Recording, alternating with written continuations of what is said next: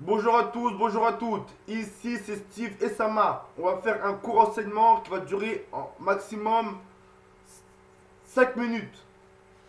Donc l'enseignement, ça sera au sujet de l'orgueil. Car nous sommes dans un monde où il y a de plus en plus d'orgueilleux. Donc on va expliquer rapidement qu'est-ce que l'orgueil. L'orgueil est cette tendance à se croire supérieur aux autres.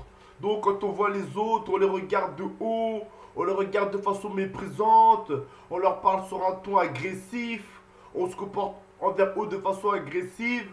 Et cela parce qu'ils ont un défaut qu'on n'aime pas, ou parce qu'ils sont pauvres, ou parce qu'ils viennent d'un milieu social qu'on n'aime pas, ou parce qu'on est jaloux de eux, donc on les prend comme des concurrents, ou parce qu'on est donc animé par un esprit de compétition, et on veut donc paraître comme étant supérieur à eux, ou parce qu'on a une trop haute estime de soi par rapport aux autres, et par conséquent, on voit les autres comme étant rien du tout, et nous comme étant vraiment au-dessus.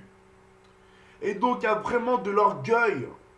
Et même d'ailleurs dans les églises, il y a vraiment certains orgueilleux qui fréquentent les assemblées chrétiennes. C'est pour ça que je suis donc venu donner cet enseignement, notamment pour ces derniers qui se prennent pour des vedettes dans l'église de Jésus-Christ, alors que c'est Jésus-Christ uniquement la vedette. En effet, donc, il y a certaines personnes qui sont dans l'église, donc des hypocrites et des orgueilleux. Mais pas seulement dans l'église, mais également dans le monde. Donc, en fait, c'est des gens du monde, hein. Ils ont gardé leur orgueil et leur hypocrisie du monde et ça n'a pas changé. Et ils sont toujours doubles, en fait. Et donc, ils changent en fonction des personnes. Il y aura des personnes avec qui ils seront gentils et d'autres avec qui ils seront plutôt orgueilleuses. Donc, ils choisissent des personnes avec qui ils vont se montrer douces et d'autres avec qui ils vont se montrer orgueilleuses. Et souvent, c'est en fonction de l'aspect, de la situation sociale, donc en fonction à quoi tu ressembles, en fonction de comment tu t'habilles, en fonction d'où tu viens, de qui tu fréquentes, de, de tes études que tu as fait, bref. Ou tout simplement parce que tu peux être beau, bien habillé, et donc eux, ils leur prennent ça mal. Et donc ils vont être orgueilleux avec toi, ils vont tout faire pour se manifester comme étant supérieur à toi. Ils voudront toujours avoir le dernier mot sur toi, même lorsque pertinemment ils voient que ils ont tort. Et donc ça justement c'est l'orgueil. Et l'orgueil c'est vraiment quelque chose qui empêche la bénédiction de Dieu. La Bible dit Dieu résiste aux orgueilleux, mais il fait grâce aux humbles. C'est-à-dire que à cause de l'orgueil, justement, cette tendance à se croire supérieur aux autres, parce que peut-être on a un niveau de vie supérieur à eux, ou on a réussi notre vie mieux que eux, ou parce qu'on est jaloux de eux, ou parce qu'on veut concurrencer avec eux. Donc cette tendance à être orgueilleux, là, ça empêche la bénédiction de Dieu. Et donc, beaucoup de gens vont connaître des blocages à cause de l'orgueil. C'est pourquoi il faut vraiment quitter l'orgueil. La Bible dit, l'apôtre Paul dit que chacun par humilité considère autrui comme étant supérieur à lui-même. Vous voyez, donc, on doit être humble. On ne doit pas se voir comme étant au-dessus de notre prochain. Mais au contraire, par humilité, on doit voir notre prochain comme étant au-dessus de nous. Même si dans les faits, ça peut s'avérer ne pas être le cas. Mais par humilité, on doit toujours agir ainsi. Donc voilà. Dieu résiste aux orgueilleux, mais il faut grâce aux humbles. Un autre passage biblique dit que euh, l'humilité précède la gloire et l'orgueil précède la chute. Voyez-vous, l'humilité précède la gloire et l'orgueil précède la chute. Donc, souvent tu peux être riche peut-être, tu as bien reçu ta vie, tu as une belle femme, une belle maison, une belle voiture, des beaux habits, bref, tu possèdes tous les signes extérieurs de richesse qu'un individu peut jouir dans ce monde. Et peut-être même que tu vis dans la sainteté. Parce qu'il y a aussi l'orgueil spirituel qui consiste à penser que parce qu'on a atteint un certain degré de sainteté, de prière, de communication, de communion, de louange, tous ceux qui n'ont pas atteint un tel degré spirituel que nous, on les voit comme étant de la boue, on ne veut pas s'asseoir à côté d'eux. Bref, on se comporte vraiment comme si c'était des moins que rien parce que, soi-disant, on serait plus sain que eux.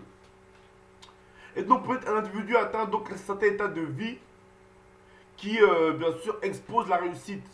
Mais Mais rappelez-vous une chose, on ne sait pas de quoi est fait demain. C'est Dieu qui détient toutes choses entre ses mains. Tu peux être riche aujourd'hui et demain tu vas devenir un moins que rien. Parce que ce n'est pas toi qui décides de quoi demain sera fait. C'est Dieu qui décide de quoi demain sera fait. Et donc il peut te combler de richesses pour un temps. Et puis avec ces richesses, tu deviens orgueilleux. Donc tu commences à mépriser les autres et à la garder comme des moins que rien. Peut-être qu'ils sont peut-être vraiment plus pauvres spirituellement que toi, ou peut-être plus pauvres financièrement que toi. Mais donc tu les méprises et donc tu les attristes en fait par ton orgueil. Et justement, à cause de ça, tu peux donc être emmené à perdre tout ce que tu as possédé.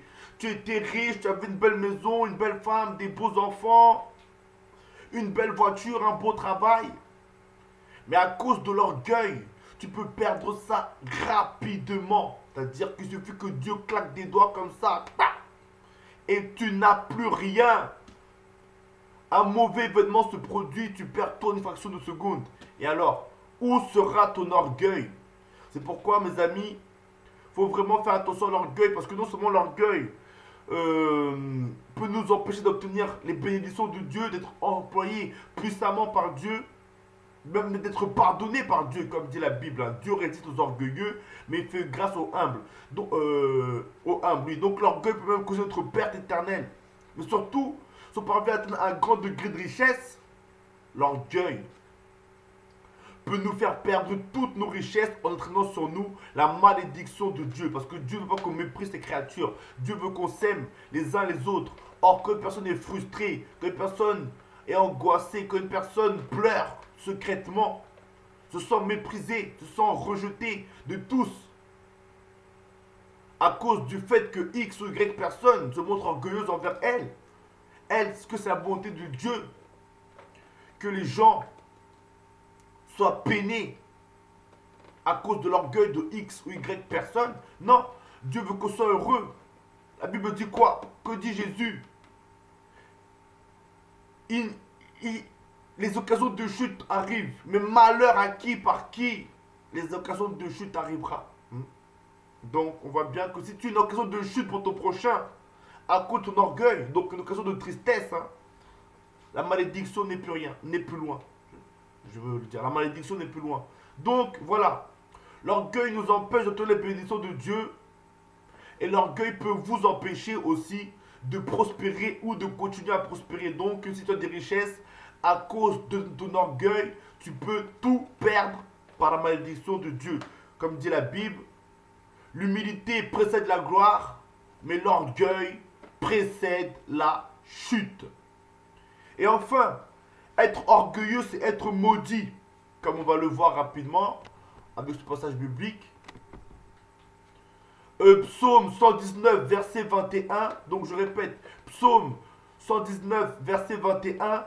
Tu menaces les orgueilleux, ces maudits qui s'égarent loin de tes commandements. Vous voyez? Donc, ici, ce passage biblique présente également ouvertement l'orgueilleux comme étant maudit.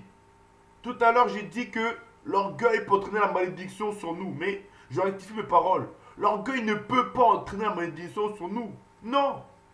L'orgueil entraîne la malédiction sur nous. Comme on voit le psaume du psaume 119, verset 21. Tu menaces les orgueilleux, c'est maudit. Donc, être maudit et être orgueilleux, c'est synonyme. Quand tu es orgueilleux, tu es maudit. Même si tu es riche, même si tu prospères, aux yeux des hommes, à cause de ton orgueil, que tu regardes les gens comme si c'était des déchets, et à leur parler mal, et à t'écarter d'eux comme la peste, à te croire supérieur, et à les mépriser par ta façon de parler, par sa façon de regarder. Tout ça, ça fait de toi un être maudit. Et à partir du moment où tu es maudit, tu ne peux plus être en communion avec Dieu. Parce que Dieu, lui, il n'est pas avec les maudits. Dieu est avec les bénis. Les maudits, Dieu les met en enfer, comme dit Jésus. Retirez-vous de moi, maudit.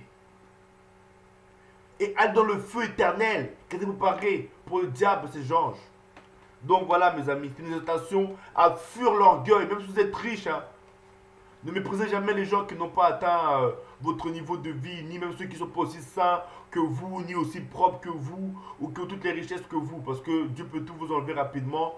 Et parce qu'on est là pour partager l'amour. L'amour envers tout un chacun. Et Jésus a été bon envers même les lépreux. Jésus est allé jusqu'à toucher les lépreux. Alors que de nos jours, un simple homme, parce qu'on prétend qu'il est du monde, on ne veut pas le côtoyer.